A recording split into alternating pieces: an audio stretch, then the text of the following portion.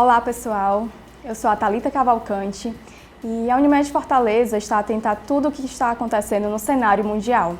Nos últimos dias, nós nos deparamos com um turbilhão de informações a respeito de um novo vírus, um vírus que vem deixando aí muitas dúvidas em todo o mundo. E por isso, nós preparamos aqui esse momento para sanar essas dúvidas. Durante a semana, a gente recebeu algumas perguntas no nosso Instagram, @Unimed Fortaleza, e nós convidamos aqui a doutora Lícia Pontes, infectologista da Unimed Fortaleza, para sanar essas dúvidas para a gente. Doutora, seja muito bem-vinda. Muito obrigada, Thalita. É um prazer enorme estar aqui podendo contribuir para a Unimed Fortaleza nesse momento tão importante que a sociedade está vivendo com a perspectiva do coronavírus. Então vamos lá, doutora. A primeira dúvida é: o que é o novo coronavírus? O nome real do vírus é SARS-CoV-2. Ele causa uma doença chamada Covid-19 e é um vírus novo que surgiu a partir da China no final do ano passado, que causa uma síndrome gripal e que vem se disseminando no mundo desde então, país atrás de país. Perfeito, doutora. Na prática, como lavar as mãos e quando é realmente necessário o uso do álcool em gel? Para falar sobre lavagem das mãos, eu posso falar um pouco sobre como o vírus é transmitido. Tá? O vírus ele é transmitido através das secreções das vias aéreas, né? Através das secreções que eu libero na hora que eu falo, que eu tuço, que eu espirro. Tá? Então, assim, na hora que esse momento está acontecendo, de falar, de tossir, de espirrar, eu vou liberar gotículas essas que vão estar cheias de partículas virais, certo? Então, qual o problema? É eu falar, essas partículas se depositarem nas superfícies e em seguida eu com a mão coçar o olho, o nariz, a boca, que são as mucosas. É essa a principal forma de contágio. Claro que se eu estiver a menos de 1 metro da pessoa com o problema, com a doença, eu também posso aspirar diretamente as gotículas. Então, é por isso que se fala tanto em aumentar a frequência da higienização das superfícies, com álcool, com água e sabão, botões de elevador, maçanetas, bancadas, balcões, mesas, tá? E também, óbvio, tão importante quanto a higienização das mãos, porque a gente acaba se tocando com a mão contaminada. Então, como é que a gente faz? Pode lavar sempre com água e sabão, mas se você não tiver água e sabão à disposição, você pode usar o álcool em gel. Vou fazer junto com você. Vamos lá. Então, primeiro a gente vai friccionar palma com palma, depois o dorso, o outro dorso, o polegar, o outro polegar, a pontinha dos dedos contemplando as unhas e, por último, os punhos. Então, as mãos estão higienizadas. Doutora, a Unimed Fortaleza ela faz o exame para detectar o coronavírus e onde é feito esse exame? A Unimed Fortaleza faz o exame, sim. Ele pode ser feito nos hospitais da rede credenciada, no centro pediátrico, mas nesse momento o mais importante para esclarecer a população, para esclarecer a comunidade, é da necessidade de nós estarmos em casa, em isolamento social. O que é que isso significa? O vírus se transmite com muita facilidade. A doença que ele transmite é uma doença muito leve. A maioria das pessoas nem se sente doente, certo? Então, essas pessoas que têm algum sintoma respiratório, tossiu, né, teve uma coriza, um espirro, nenhum sinal de alerta ou de gravidade, não deveria nem ir buscar o exame nesse momento, para evitar esse deslocamento, essa contaminação tanto dos ambientes até chegar lá e no retorno. Por quê? Porque esse exame, ele funciona para dar o diagnóstico, mas não vai alterar em nada a nossa forma de tratar. Então, nós estamos indicando que as pessoas que têm os sinais de alerta, que sejam febre maior que 38,5, sustentada, que não passa com paracetamol, dipirona, ou que apresentem tonturas, ou que apresentem falta de ar, devem buscar assistência médica e quando buscarem assistência médica, certamente irão fazer o exame. Mas as pessoas que estão com sintomas leves, a gente recomenda que fiquem em casa, em isolamento domiciliar mesmo, né? Protegendo, exercendo o seu papel de cidadão e protegendo a sua família e a sua comunidade. Perfeito, doutora. Bom, e caso eu tenha algum sintoma, onde é que eu posso me consultar? E esse local, ele também vale para crianças?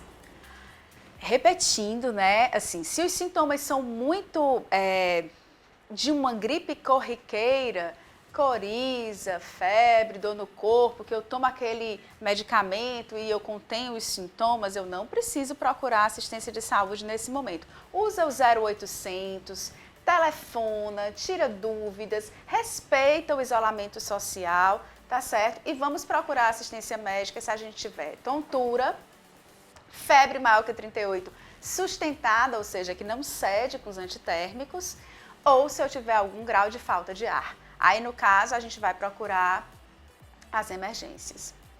Doutora, você citou o 0800, né? E aí eu vou esclarecer para quem está assistindo a gente que a Unimed Fortaleza, ela disponibilizou uma central, a Central Coronavírus Unimed Fortaleza 24 horas. Então, se você é cliente Unimed Fortaleza e ao final dessa live você tiver com alguma dúvida ainda, ou você identificar algum sintoma suspeito, você pode entrar em contato com a gente no 0800 940 7800, tá bom? É muito importante que você esteja com a sua carteirinha em mãos, para poder a gente fazer o atendimento o mais eficiente possível, tá?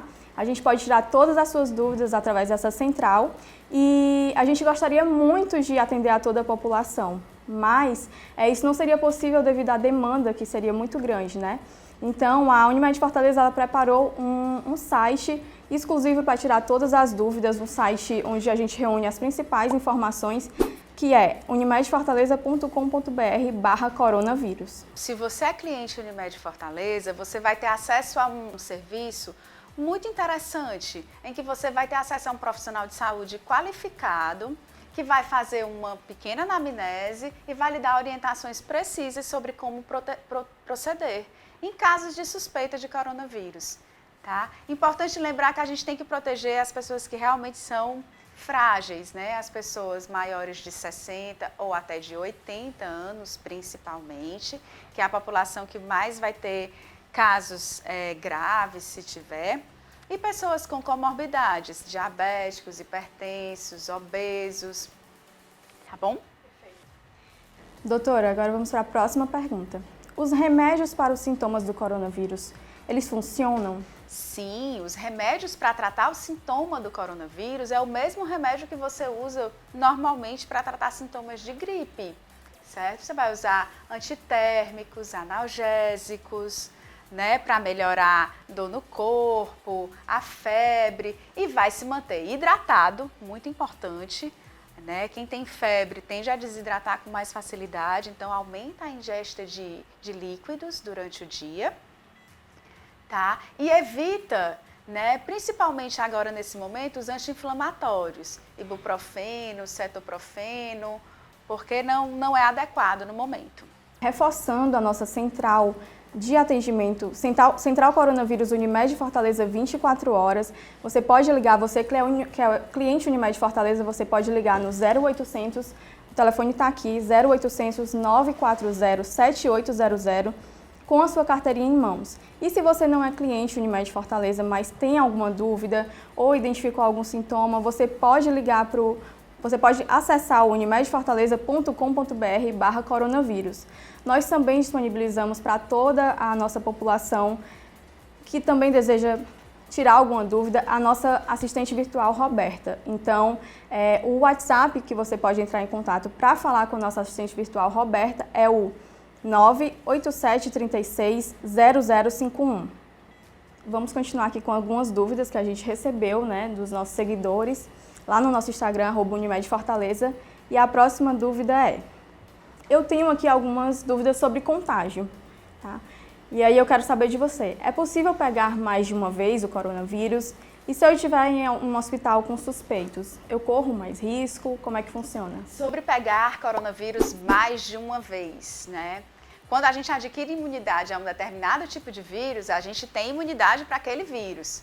Só vou pegar o vírus de novo se ele sofreu uma mutação. Isso pode acontecer, mas leva meses, anos para que aconteça. Então, a perspectiva é que você só pegue coronavírus uma vez. Certo. Em quanto tempo a pessoa infectada começa a apresentar os sintomas?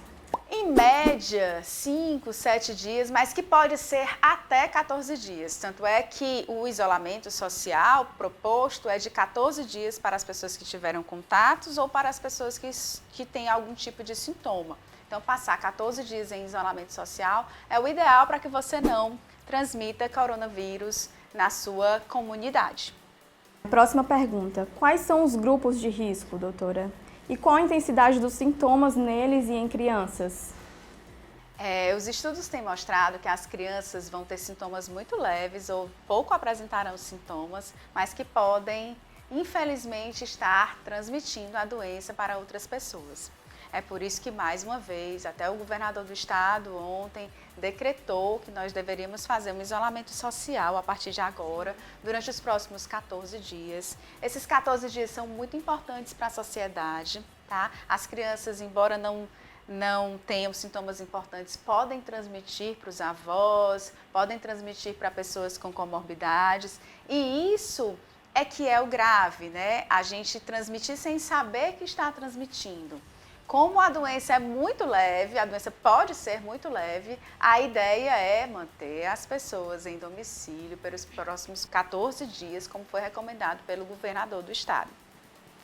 Os idosos, né? As pessoas de idade jovem, sem comorbidades, tendem a ter uma gripe comum, certo? Mas as pessoas idosas, né, de acordo com as estatísticas do que aconteceu já em outros países, elas podem ter sintomas mais graves, inclusive com insuficiência respiratória, precisando ir para o hospital, precisando de UTI, tá? Então, assim, é a hora de nós protegermos os nossos idosos, tá? Se você tem idoso na sua família, passe as orientações.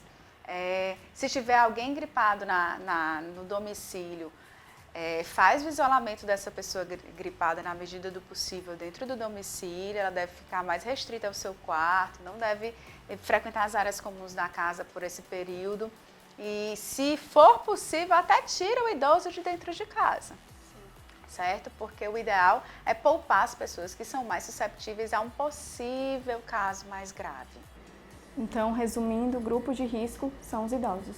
São os idosos e as pessoas com comorbidades, diabéticos, hipertensos, coronariopatas, pessoas em hemodiálise.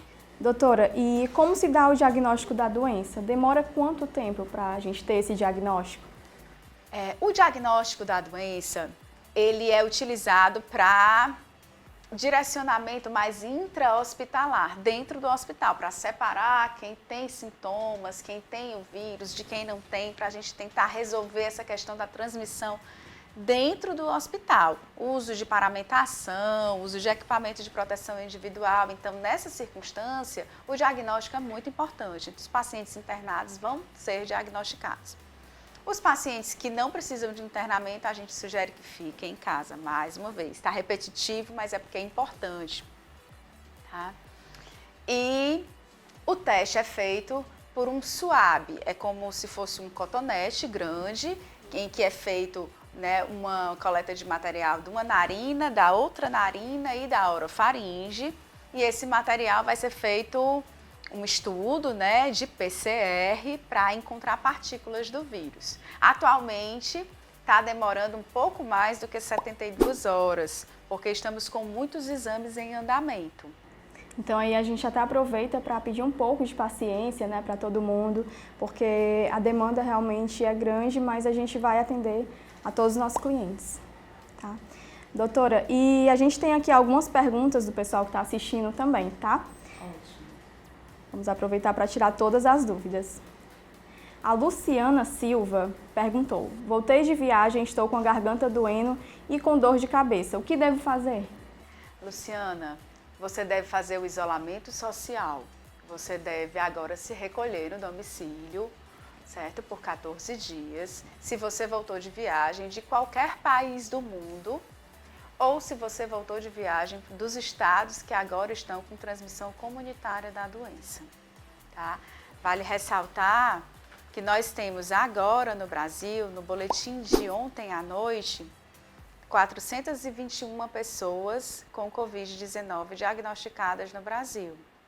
No Ceará, nós tivemos 752 pessoas testadas e apenas 24 casos confirmados, até ontem à noite.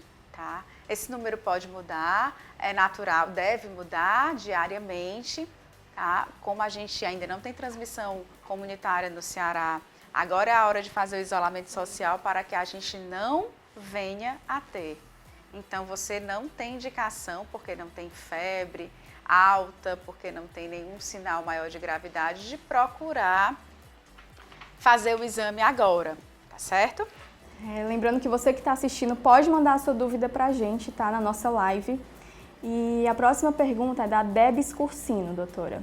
Em bebês e crianças maiores de 2 anos, os sintomas são graves ou se tiverem uma doença progressiva? A literatura tem mostrado que as crianças e os bebês não têm sintomas mais graves relacionados ao coronavírus. A gente tem outros vírus circulando, como influenza, influenza A, influenza B, vírus sincicial respiratório, que são vírus que são bem mais importantes para as crianças nessa faixa etária. E que se a criança tiver sinais realmente de falta de ar, de chiado no peito, febre alta, a criança deve ser levada para uma avaliação no centro pediátrico. A Samara Stephanie perguntou: voltei da Europa e estou assintomática, posso fazer o exame?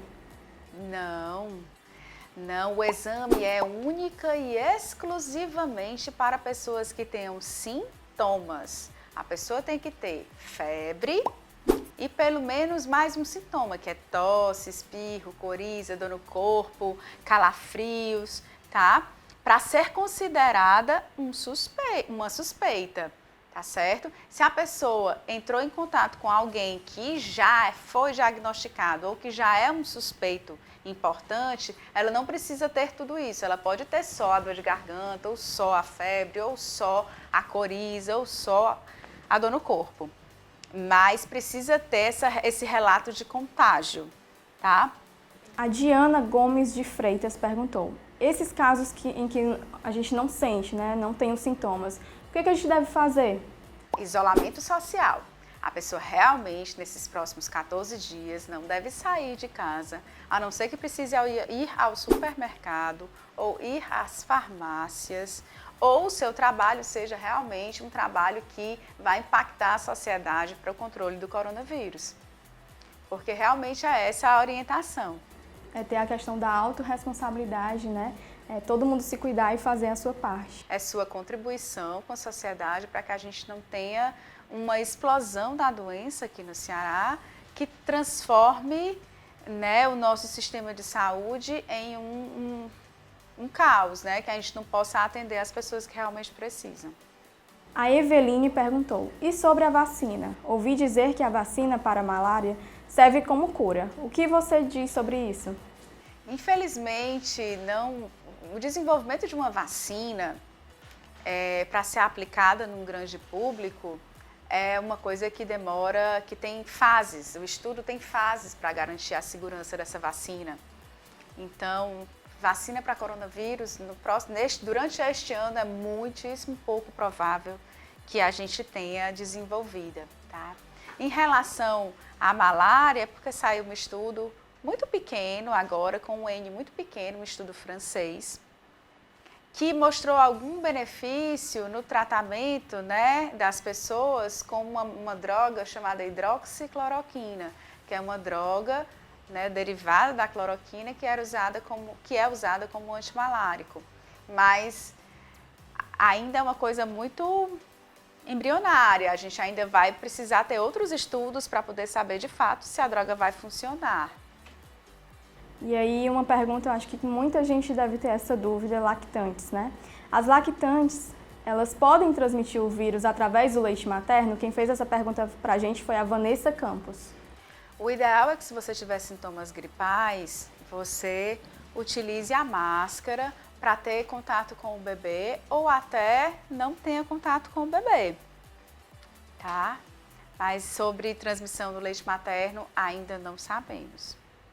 A Águida Fortas perguntou: quem está com suspeita, além do isolamento, deve fazer algum tipo de protocolo para uma possível não progressão da doença? Manter-se hidratado é muito importante, fazer um repouso relativo. Então, assim, ficar mais em casa, deitado, assistindo televisão, não fazer grandes esforços físicos é importante e controlar a febre. Ficar atento mesmo aos sintomas, né? O Lissandro perguntou: podemos sair de casa para correr ao ar livre em uma praça, por exemplo? De preferência, vamos respeitar o isolamento social, porque quando você desce para ir à praça, você desce no elevador, você toca as maçanetas das portas, você, querendo ou não, há exposição e esse momento ele é crucial para o isolamento social. Então, o isolamento social é a primícia. O isolamento social, nesse momento, é o que há de mais eficiente para a gente conter a epidemia no nosso estado.